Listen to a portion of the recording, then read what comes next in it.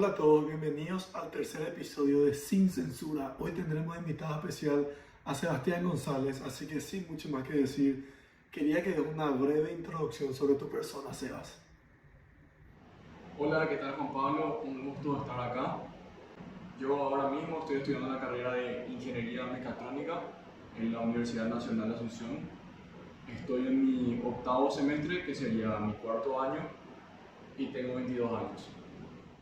Bueno, y en el episodio de hoy estaremos hablando de la vida universitaria.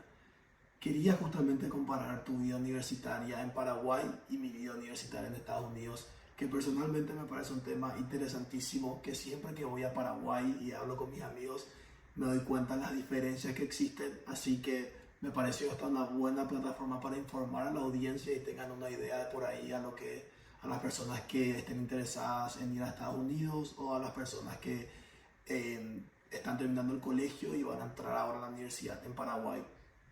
Así que primero que nada, quería saber, Sebas, ¿cómo funciona una universidad pública en Paraguay como la Universidad Nacional de Asunción con el tema de los montos, de la cuota y de la matrícula específicamente? Realmente eso depende mucho de qué facultad estés. Por ejemplo, la Universidad Nacional de Asunción tiene varias facultades, cada uno cuenta con un costo distinto de cuota y matrícula. En mi facultad en específico, por ejemplo, existen personas que no pagan cuota ni matrícula, están exoneradas de eso, y existen ciertas personas que sí tenemos que pagar eso. El monto que yo ahora mismo estoy pagando es una matrícula de más o menos unos 180.000 guaraníes y una cuota mensual de 80.000 guaraníes. Entiendo. En Estados Unidos el monto que yo manejaba personalmente en mi universidad era de $33,000 al año. Ahora, era 48,000 cuando incluías lo que es casa y comida. Yo vivía dentro del campus, así como hacen la mayoría de las personas y la mayoría de las universidades, de hecho, te obligan a vivir ese primer año dentro del campus. La siguiente pregunta que te quería hacer era justamente sobre cuáles son tus costos en tu día a día, como comida y combustible, etcétera, etcétera. En mi experiencia, yo al vivir realmente un poco lejos de mi facultad, gasto aproximadamente unos 100.000 guaraníes por semana, ya que mi auto realmente sí es económico. Y en alimentos realmente gasto aproximadamente unos 25.000 guaraníes diarios. Porque lo que normalmente ocurre es que yo tengo clases de mañana y termino saliendo a la noche de la facultad. Entonces estoy todo el día ahí y tengo que almorzar, merendar ahí y realmente cada día va sumando el monto. Pero 25,000 guaraníes me parece poquísimo. O sea, ¿qué puedes comprar por 25,000 guaraníes?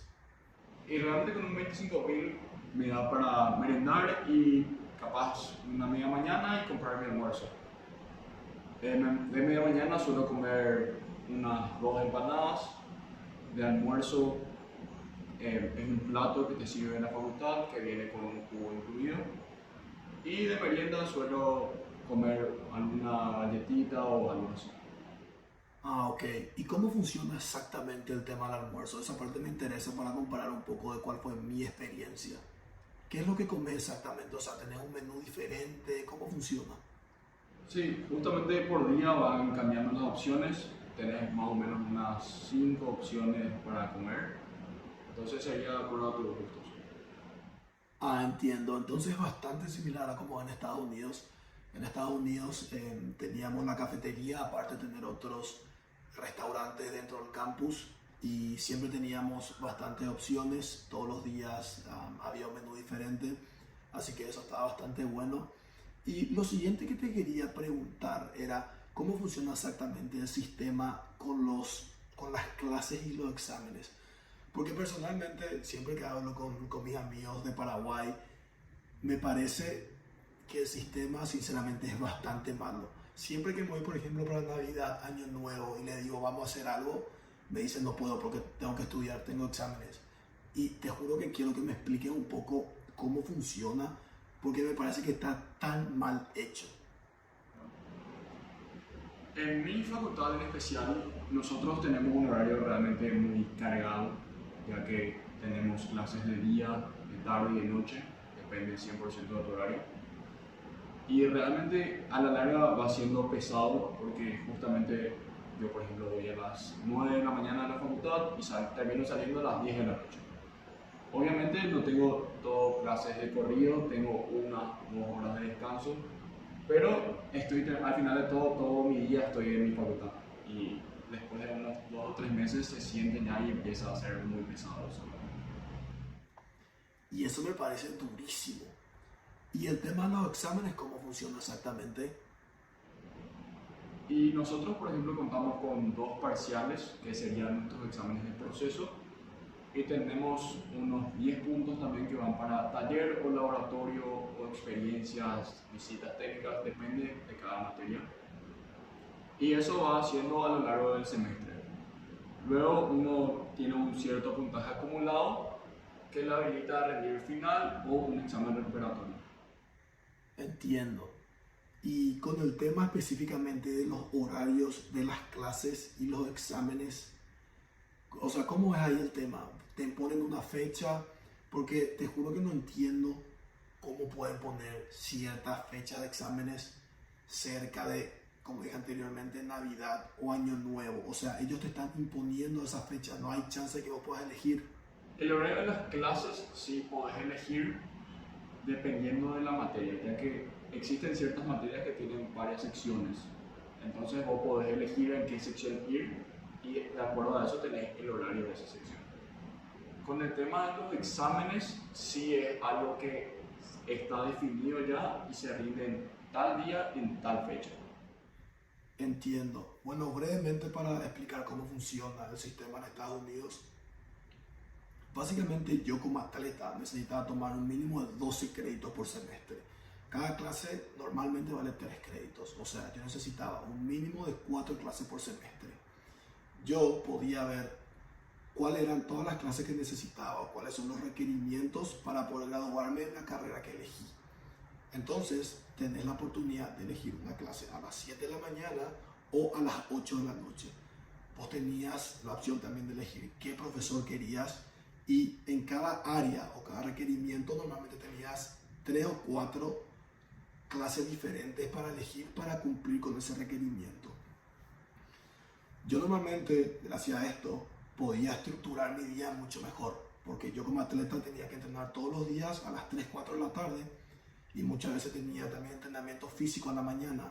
Entonces yo normalmente empezaba con mis clases a las 9 o 10 de la mañana, estaba como por 3 o 4 horas, luego almorzaba, entrenaba y luego ya antes de dormir tenía tiempo para hacer mis tareas, estudiar o lo que sea que tenga que hacer. Entonces eso obviamente te facilita muchísimo las cosas, porque por ejemplo si no sos atleta, muchas personas ponían sus clases, no sé, a la tarde o incluso a la noche. Vos podías estructurar tu día de la manera que sea. Y bueno, con el tema de los exámenes, no es que te imponían solamente una fecha. Normalmente vos tenías 2 o 3 fechas de las cuales podías elegir. O sea, lo que me estoy dando cuenta es que el sistema es más o menos parecido, solamente de que en Estados Unidos tenés más opciones o muchas más facilidades. Y bueno, justamente lo que te quería preguntar después es cómo funciona cuando te aplazas en una clase. Y nosotros, por ejemplo, contamos con 3 oportunidades que depende si habilitaste o no para rendir el final. Por ejemplo, vos podés tener un 1 de primera oportunidad, pero te vas a rendir en la segunda y sacas un 3, por ejemplo. Entonces tu nota se termina promediando entre ese 3 y ese 1. Entonces realmente vos tenés siempre por lo menos 3 oportunidades para rendir e intentar de pasar el examen si llegaste a habilitar en tu proceso. Algo que nosotros tenemos también es un examen recuperatorio, que sería justamente para las personas que no llegaron a conseguir esa habilitación de examen final. Entonces uno puede rendir, en vez de su primer final, rinde el primer recuperatorio. Y al rendir bien eso puede conseguir, por ejemplo, el puntaje necesario para luego rendir un segundo final. Y me parece un sistema medio complicado, la verdad. Bueno, en Estados Unidos simplemente cuando te aplazas tenés que volver a tomar la clase el siguiente semestre, aunque sinceramente me parece algo que nos pasa muy seguido por el hecho de que la universidad en sí siempre intenta de que uno termine lo antes posible. Te ofrecen opciones como si a mitad de semestre estás complicado en una clase, ves que no te está yendo bien, tenés la opción de salir de esa clase, así no te baja el promedio. Y de hecho que por eso siempre se recomienda tomar más de el mínimo de créditos en caso de que pase algo como esto. Y también tener la opción de salir de una clase luego de las primeras 2 o 3 semanas en caso de que no te guste. Por ejemplo, yo en mi primer año había un requerimiento general que tenía que cumplir, que era algo relacionado a arte. Y yo en arte, todo lo que sea arte, soy malísimo. Y decidí tomar teatro, dije, a ver si me aprendo algo. Y luego de las primeras 2 semanas me pareció horrible esa clase, terminé saliendo y me fui a música. Y al final terminé cumpliendo ese requerimiento general justamente con música. Y justamente la siguiente pregunta que te quería hacer era preguntarte eh, el tema de las clases, cómo enseñan los profesores. Porque muchos de mis amigos de Paraguay me cuentan de que literalmente hay unas clases que vos te vas, te sentás y el profesor lo único que hace es leer de un libro o poner una diapositiva en PowerPoint y leer de eso. Y te juro que me parece increíble y quería preguntarte en tu experiencia si es que eso también te pasa, porque literalmente si realmente es así, o sea, no estás aprendiendo nada del profesor, son más que nada un autómata. Justamente como mencionaste, existen muchos profesores que ponen diapositivas y solo leen. Y realmente ahí va justamente lo que te dije, que la clase no es muy dinámica. No es una clase que da gusto atender y escuchar al profesor, ya que simplemente está leyéndote algo que está en un PowerPoint. Te juro que no me imagino cómo sería una clase así. O sea, yo tendría cero ganas de irme a una clase así. Y yo creo que lo que hace que un profesor sea realmente bueno es de que pueda justamente mantener la dinámica en esa clase. En Estados Unidos, en mi universidad, por lo menos, el profesor interactuaba constantemente con los alumnos. Entonces, ¿qué hacía? Hacía que la clase tenga más dinámica y sea más interesante. Aparte del hecho de que tenía que estar atendiendo sí o sí, porque muchas veces, por ejemplo, pasaba que si que no estás atendiendo, el profesor te hace una pregunta y vos no sabes qué responder. Y no es como en el colegio que tus classmates o las personas que están contigo en esa clase, vos le conoces o le ven en diferentes clases. No. Y obviamente no querés pasar vergüenza. Pero bueno, la pregunta que te quería hacer después es, ¿cómo funciona el tema de las becas? Porque yo, por ejemplo, tuve una beca deportiva y me interesaba saber qué tipo de becas, por ejemplo, se ofrecen. Y realmente el tema de becas no es algo que yo pueda hablar mucho, ya que yo no tengo ninguna. Sé que existen becas que brinda Itaipú, mi facultad también brinda otra. No tengo todos los detalles, pero sé que existen y que están disponibles y abiertas para las personas. A mí te quería consultar también, Juan Pablo, yo sé que vos estás ya becado por tenis y quería saber qué beneficios te trae tu beca, si te cubre todo, si te da alojamiento, qué beneficios te da la beca que vos tenés. Bueno, en Estados Unidos tenés dos tipos de becas, la beca académica y la beca deportiva. Yo, por ejemplo, me fui por beca deportiva, por tenis. A mí, mi beca deportiva me cubría más o menos el 80% de ese monto total, que era 48.000 al año. Entonces, básicamente significa que la universidad me está pagando para que yo juegue por ello. O sea, yo le representaba a la universidad en tenis. Por eso es que se me da esa beca. ¿Y cómo se distribuyen esas becas? Bueno, se distribuyen no de la misma manera en todos los deportes. O sea, en deportes como fútbol americano o béisbol, que son los deportes más famosos en Estados Unidos, se distribuye una mayor cantidad de becas en comparación a deportes menos populares como el tenis, por ejemplo. Entonces, yo, las chances, si te vas por tenis y sos hombre, son bajas, son muy bajas de que tenga un 100% de beca. Creo que no es lo posible, pero tampoco no te quiero decir no te puedo decir con 100% de seguridad que es así. Sin embargo, si es que sos mujer, es más fácil justamente conseguir este 100% de beca. ¿Por qué? Porque en mujer o en la rama femenina no existe el fútbol americano y tampoco existe el béisbol. Entonces hay más porcentaje de becas que se pueden distribuir a través de los otros deportes que por ahí no son tan famosos. Y yo, por ejemplo, lo que hice con ese 80% de beca que me cubría era usar ese monto total para mi cuota y matrícula. Entonces, yo en el segundo año me mudé fuera del campus para que ellos no tengan que pagar por alimentación ni por casa o housing. Entonces, eso me permitía ahorrarme mucho más plata, aparte del hecho de que no tenía que seguir las reglas que te ponen cuando vivís dentro de la universidad y podía comer lo que quería. Que en la cafetería es cierto que te ofrecen muchas opciones, pero de repente yo, que entiendo nutrición y ese tema, prefiero comer lo que sé que a mi cuerpo le va a quedar mejor y saber exactamente qué es lo que estoy comiendo. ¿Por qué decir que para una mujer entonces es más fácil adquirir ese 100% de beca? Para las mujeres es más fácil conseguir ese 100% de beca porque no tienen fútbol americano y tampoco tienen béisbol. Entonces tienen un mayor porcentaje de beca que se le da a las personas que van por tenis. Porque en la rama masculina el fútbol americano y el béisbol son demasiado populares. Entonces gran cantidad del fondo de beca que tiene la universidad para los deportes se van a esos dos deportes. La rama femenina no tener esos dos deportes, entonces tienen mayor fondo monetario para el tenis. Ya entiendo, entonces sería específicamente para el caso del tenis, ese caso. Claro, no solamente el tenis, sino también el lacrosse, soccer, golf, todos esos deportes.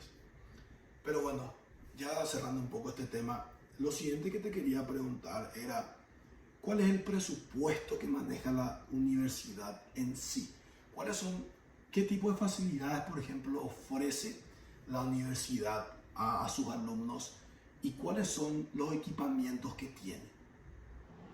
Y bueno, realmente por la parte de equipamientos, nuestra facultad cuenta con salas diseñadas para dibujo, informática, clases normales. El único aspecto negativo sería que existen salones y clases los cuales están muy abandonados o son muy viejos.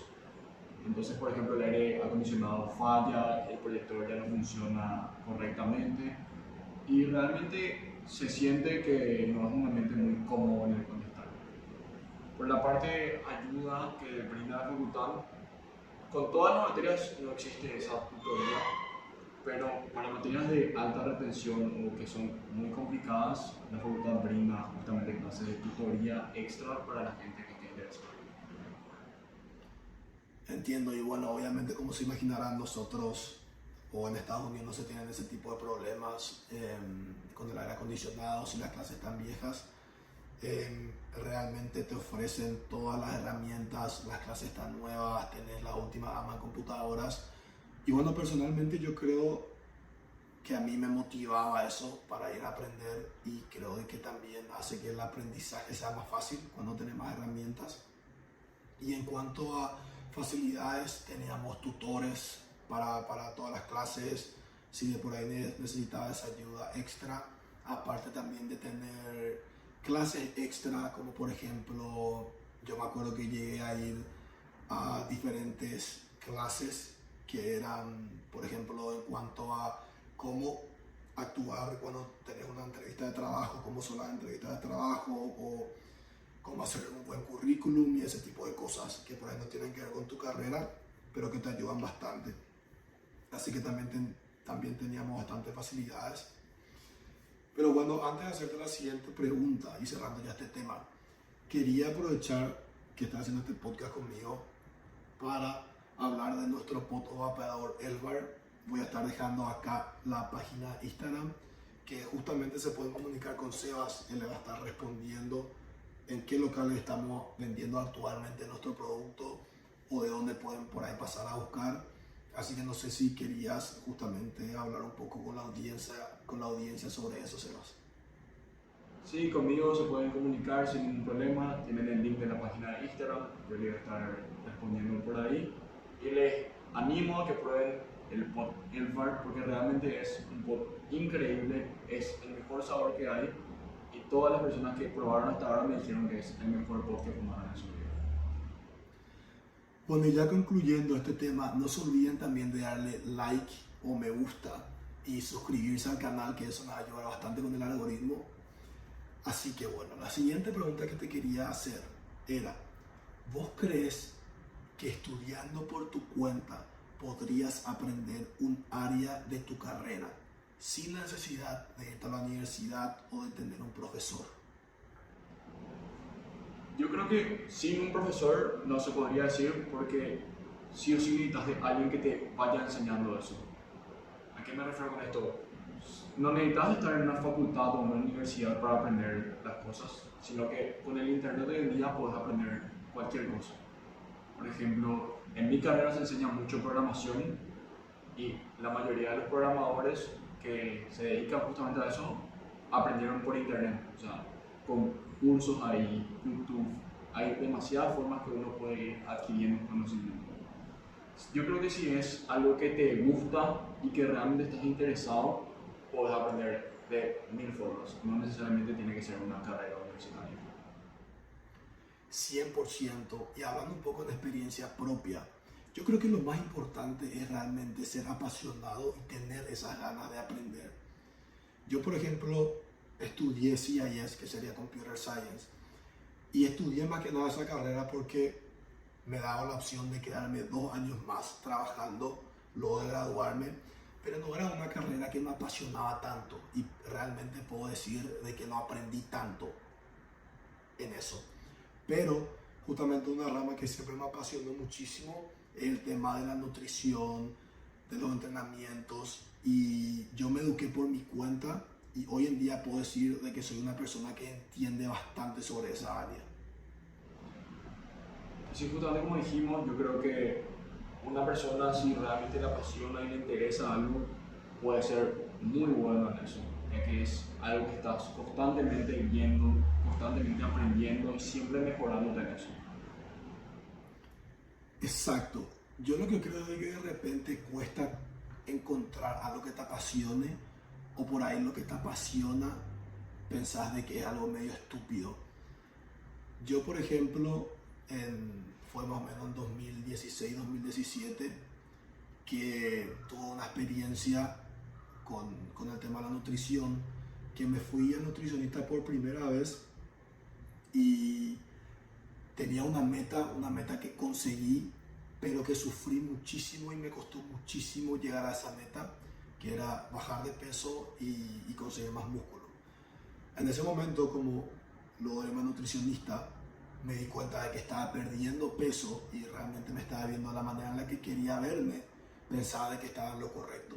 Lo que no sabía en ese entonces era de que estaba sufriendo muchísimo más de lo que tenía que sufrir. Y bueno, hice ese proceso más o menos por 3 o 4 meses y luego tuve que dejar porque no podía mantener ese estilo de vida. Y en ese momento, por ejemplo, para mí el tema de la nutrición y de los entrenamientos era algo ya que me apasionaba, pero jamás pensé que me iba a servir a futuro. Pero acá estamos hoy en día y luego de esa experiencia que tuve, realmente me eduqué por mi cuenta y aprendí muchísimo y me sirve hoy en día para mantenerme saludable e incluso empezar algunos proyectos como empecé hoy en día. Así que si realmente tenés algo que te apasiona, no importa lo que sea, o sea, no va a ser malo que te eduques y sepas más que otras personas en ciertos temas. Fue algo que realmente vos en ese momento necesitabas y querías aprender. Entonces, como estabas interesado y realmente te apasionaba porque era algo que querías lograr, va justamente lo que dijimos, que si algo te interesa y estás apasionado, vas a poder aprender las cosas, que es justamente el ejemplo que vos estabas dando ahora mismo. Sí, justo ahora que coincidentemente tocamos este tema y realmente me encanta hablar de todo lo que sea de nutrición, quería aprovechar para tocar un poco el tema de la obesidad, porque yo viviendo acá en Estados Unidos, principalmente algo que tengo bastante presente y es una enfermedad que están intentando normalizar y no puedo entender cómo. Y sí, para las personas que no sabían, la obesidad está definida por la Organización Mundial de la Salud como una enfermedad crónica y progresiva. Y están intentando normalizar. ¿Qué es ser obeso? Ser obeso es cuando tenés un índice de grasa corporal igual o mayor al de 25%. Y, o sea, sinceramente no sé si están así en Paraguay, pero es increíble como acá en Estados Unidos las personas no saben este tipo de información básica y qué es lo que realmente puede traer la obesidad. Te puede traer tantos problemas. O sea, la obesidad tiene una tendencia a darte ansiedad, a darte depresión, a tener desórdenes alimenticios. Tantos problemas te puede traer la obesidad, inseguridades que te puede traer, baja autoestima. O sea, te juro que no puedo entender cómo están intentando normalizar una enfermedad cuando lo que se debería hacer es tratarle como cualquier otra enfermedad y realmente hacer algo para mejorar, como cualquier tipo de actividad física y realmente tener una dieta estructurada y cuidar tu alimentación. Yo creo que no se le puede juzgar a todas las personas por eso o por cualquier caso, porque cada persona es un mundo, cada persona tiene ciertas situaciones por las cuales está pasando o está pasando por un muy mal momento y realmente eso es algo que no le está afectando ahora mismo.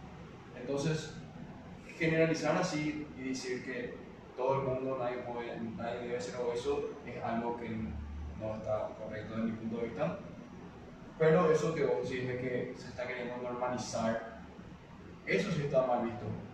Eso sí está muy mal, realmente. Porque la enfermedad, como vos dijiste, es una enfermedad. Es algo que a la larga te va a pasar factura y te va a hacer mal. Entonces, no puede ser que haya empresas o publicidades que motiven a la gente a tener ese estilo de vida. Ya que, como dijimos, es una enfermedad.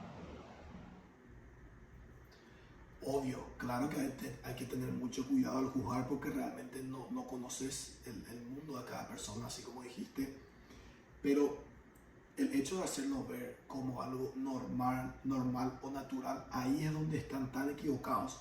Como te dije, estoy hablando más que nada acá en Estados Unidos porque realmente no sé cómo funciona este tema por Sudamérica, pero yo por ejemplo con mis seres queridos, yo les digo la verdad y a veces puede ser de que se ofendan o que de por ahí les duela un poco la verdad, pero yo por ejemplo a mi papá y a algunos amigos que tengo que son realmente amigos cercanos, yo les digo, mira, estás obeso porque realmente me preocupa su salud, especialmente la de mi papá, y que haga algún tipo de actividad física y que cuide su alimentación, porque obviamente no le va a estar diciendo eso a personas desconocidas cuando no sabes de por ahí qué es lo que está pasando con su vida. Pero yo creo de que especialmente a tus seres queridos le tenés que recordar este tipo de cosas porque de repente muchas personas piensan, como mi papá por ejemplo, que ya es por la edad. Pero yo creo de que eso, especialmente por la edad, es algo de que se debe cuidar muchísimo, especialmente hoy en día cuando es una realidad de que acá en Estados Unidos, por ejemplo, el 41.9% de la población adulta es obesa. O sea, casi la mitad. Te juro que cuando me pongo a pensar eso me parece increíble. Casi la mitad de la población adulta es obesa. Te juro que no puedo entender cómo llegó hasta ese punto. Sí, justamente como dijiste, uno siempre tiene que buscar algo que le guste, le guste hacer. Por ejemplo, en nuestro caso fue el gimnasio, puede ser salir a trotar, no sé, natación. Hay demasiadas opciones para buscar hacer algún tipo de actividad física que realmente trae muchísimos beneficios para cualquier persona.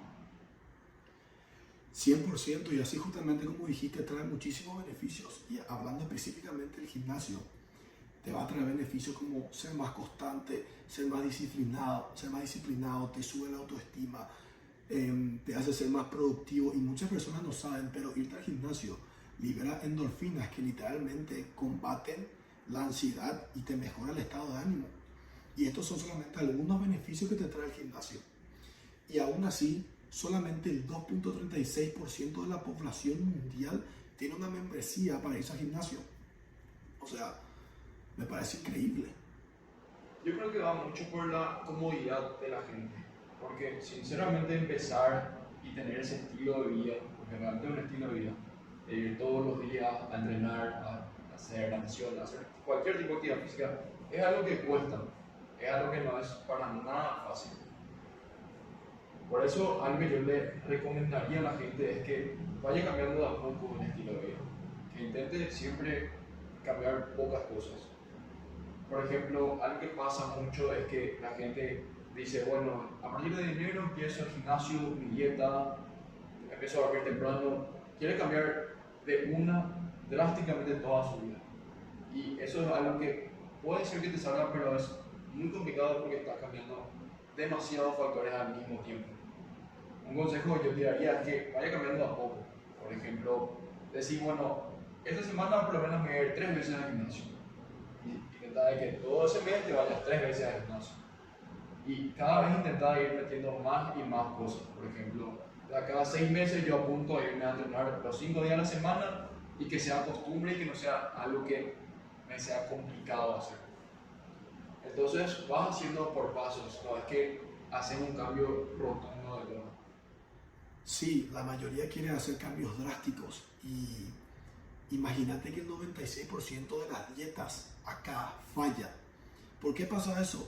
Bueno, principalmente acá en Estados Unidos, porque hay demasiados mitos, demasiada desinformación y realmente la gente es muy ignorante con todo lo que sea el tema de la nutrición, muy ignorante.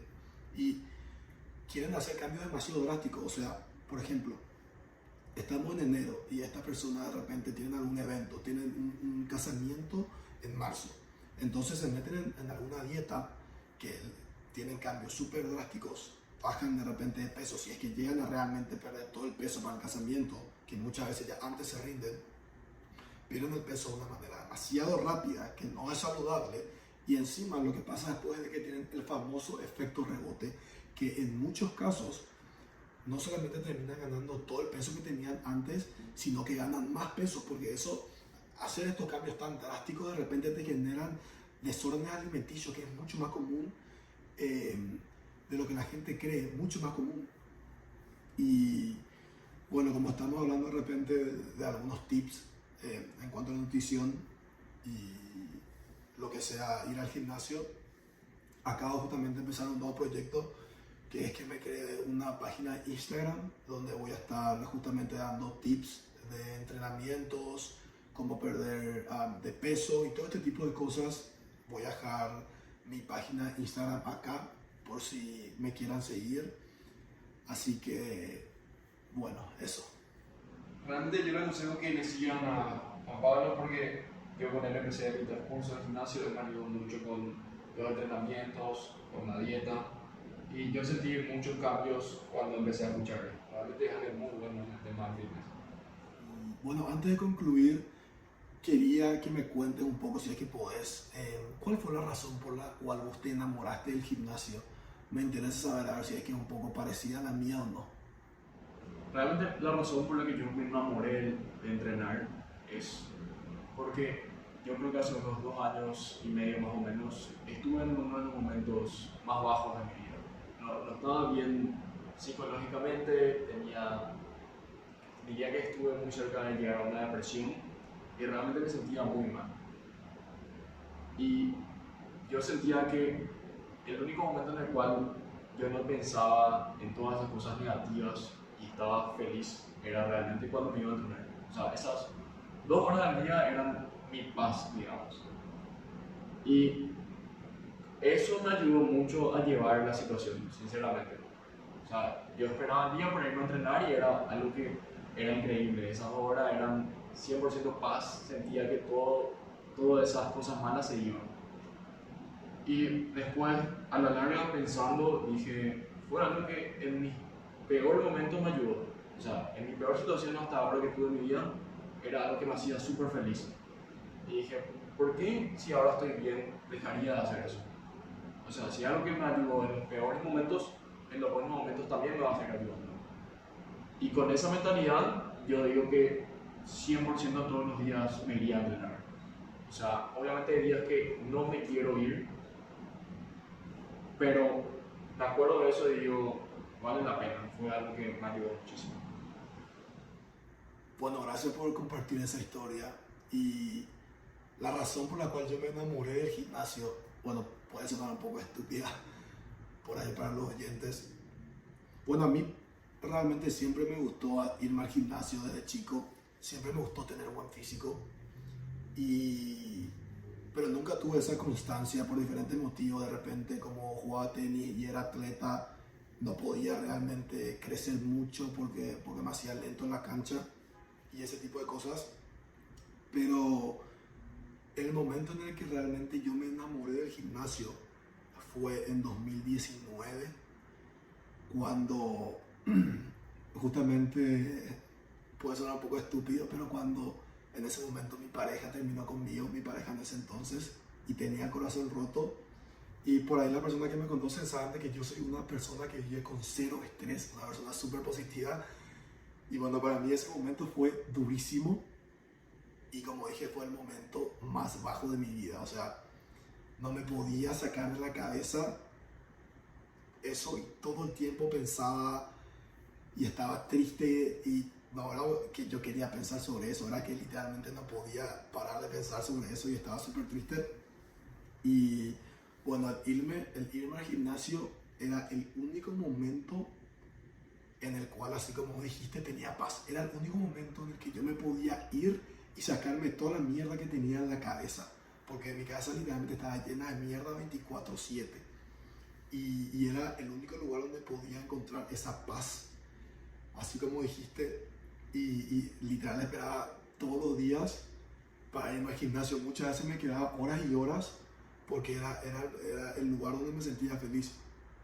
Y realmente espero de que lo que más quiero es de que las personas encuentren algún tipo de actividad física que les apasione tanto como a mí me apasiona el gimnasio, o a vos te apasiona el gimnasio, porque es así mismo como dijiste. Porque algo que me ayudó tanto en el peor momento de mi vida no estaría presente en el mejor momento de mi vida. Algo que dijiste es que justamente tiene que ser una rutina, tiene que ser algo del día a día. Irse a entrenar, a hacer cualquier tipo de actividad física es algo que viene súper bien, te calma el estrés, como dijo Juan Pablo, tiene demasiados beneficios y conviene meter eso en tu día a día. Tiene que ser algo como bañarse, una actividad más de todos los días. Así mismo. Y bueno, me parece ya un buen momento para concluir el tercer episodio de Sin Censura. Voy a estar dejando todas nuestras páginas de Instagram, mi cuenta de fitness, la cuenta de podcast, nuestras cuentas personales. Y muchísimas gracias por ser parte de este episodio, Sebas, y también a los oyentes, si es que llegaron hasta acá. Denle like y suscríbanse, me va a ayudar bastante. Así que te dejo despedirte, Sebas. Muchas gracias por la invitación, Juan Pablo, un gusto estar acá. Nos vemos el siguiente sábado. Chao, chao.